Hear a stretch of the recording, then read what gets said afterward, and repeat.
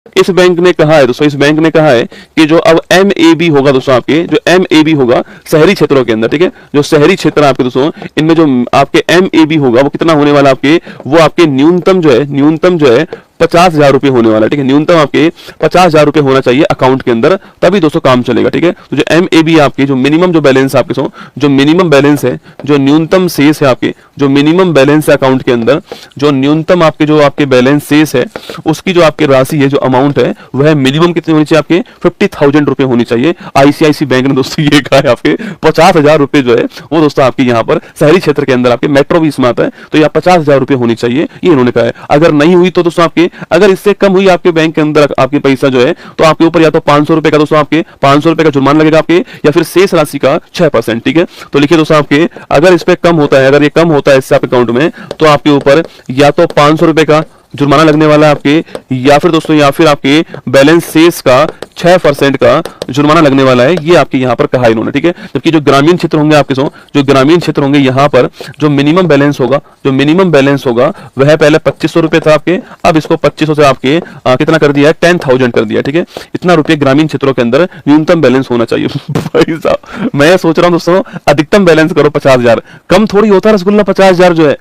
मतलब दोस्तों AC में बैठ के नहीं मैसेज कर देना कि मिनिमम बैलेंस 50,000 रुपए होना चाहिए। अरे भाई कहां से होगा 50,000 रुपए? रसगुल्ला की कौन सी गवर्नमेंट जॉब लग गई है दोस्तों आपके? गवर्नमेंट जॉब के बाद नहीं होते अकाउंट में 50,000 रुपए, तो आपके 50 टोटल मिलते हैं जॉब के बाद में, सारा थोड़ी अकाउंट के अंदर होता है ना, ये उन्होंने कहा है, ठीक है। चलो अच्छी बात है। ICICI बैंक का तो डिसीजन है, ध्यान रखना आपको ये डिसीजन। आपके सवाल पूछे कभी आपसे कि भाई इंडिया की पहली बैंक कौन सी है, इंडिया की पहली बैंक जिसने मिनिमम जो आपके मिनिमम आपके बैलेंस जो है उसकी जो सीमा है वो 50,000 कर दी है, वो ICICI bank, option number C जो है करेक्ट दोस्तों, आंसर आपको ध्यान रखना है, ठीक है। चलिएगा ना, ये देखिए यहाँ पर ICICI bank minimum balance range from 10,000 to 50,000 from new customer है ना। ICICI बैंक देश में सर्वाधिक 50,000 न्यूनतम शेष की शर्त रखने वाला पहला दोस्तों बैंक है, ठीक बात है ना। अच्छा, एक बैंक ऑफ बड़ौदा की बात करते हैं आपके दोस्तों, बैंक ऑफ इंडिया नहीं दोस्तों, बैंक ऑफ बड़ौदा की बात करते हैं, ठीक है दोस्तों। बैंक ऑफ बड़ौदा दोस्तों आपके, बैंक ऑफ इंडिया आपके मानकीकरण परीक्षण और गुणवत्ता प्रमाणन प्राप्त करने वाला दोस्तों भारत का पहला बैंक बन गया, ठीक है। ये आपको ध्यान रखना है दोस्तों ना।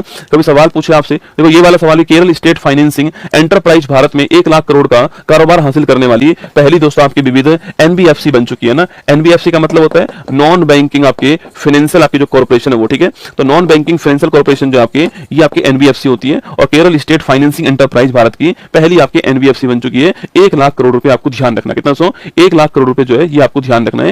ये भी सवाल आपसे दोस्तों यहाँ पर जो है ये पूछ सकता है, ठीक है। 1 लाख करोड़ रुपए जो आपको ध्यान रखना है ना। तो ये ICICI वाला क्वेश्चन दोस्तों एग्जाम में आपके कभी सवाल पूछे आपसे, ICICI वाला क्वेश्चन आपके एग्जाम में पूछे तो इसको थोड़ा ध्यान रखना है, ठीक है। चलो दोस्तों ना, एक बैंक ऑफ इंडिया ये भी सवाल पूछ सकता है कि बैंक ऑफ इंडिया मानकीकरण परीक्षण और गुणवत्ता मूल्यांकन प्रमाण पत्र जो है प्राप्त करने वाला भारत का पहला बैंक है। मतलब दोस्तों यहाँ पे लिख दो इसको ना, यहाँ पे लिख दो आपके, देखिए बैंक ऑफ इंडिया लिख लो इसको ना। बैंक ऑफ इंडिया जो है दोस्तों, बैंक ऑफ इंडिया को एक प्रमाण पत्र प्राप्त हुआ आपके दोस्तों, उस प्रमाण पत्र का नाम क्या है? STQC नाम है। क्या नाम है? STQC प्रमाण पत्र प्राप्त करने वाला ये भारत का पहला बैंक बन गया, ठीक है।